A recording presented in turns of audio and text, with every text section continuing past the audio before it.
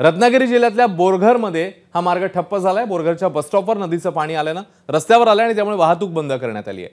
तरीही काही वाहन चालक हे धाडस करून स्वतःसह इतरांचा जीव धोक्यात टाकतायत। नदीने सकाळपासूनच रौद्र रूप धारण केलंय।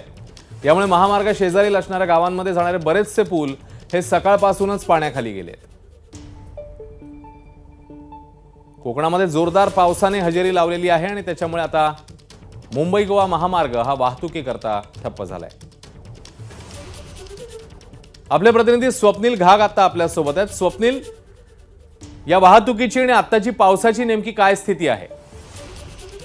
अश्विन, पावसाची जी बॅटिंग आहे ती अजूनही सुरूच आहे। सकाळपासून मुसळधार पाऊस आहे आणि या सगळ्याचा परिणाम विशेष करून खेड, चिपळूण आणि दापोली या परिसरामध्ये झाल्याचं पाहायला मिळतंय। तर महामार्गावरती अनेक ठिकाणी जे डोंगरातून येणारं पाणी आहे ते गटारामध्ये न जाता जे हायवेवरती जमा झालंय, त्यामुळे हायवेला कुठेतरी नदीचं स्वरूप प्राप्त झालंय आणि या सगळ्याचा परिणाम वाहतुकीवरती होताना दिसतोय। सध्या जर पाहिलं तर बोरघर इथे मोठ्या प्रमाणात पाणी साचलेलं आहे। काही काळ त्या ठिकाणी वाहतूक बंद करण्यात आली होती, मात्र सध्या जर पाहिलं तर धीम्या गतीने वाहतूक सुरू आहे। खेडमध्ये जगबुडी नदीने धोक्याची पातळी ओलांडली आहे आणि या नदीचं पाणी शहरामध्ये आता शिरायला सुरुवात झालेली आहे, त्यामुळे जनजीवन विस्कळीत झालंय।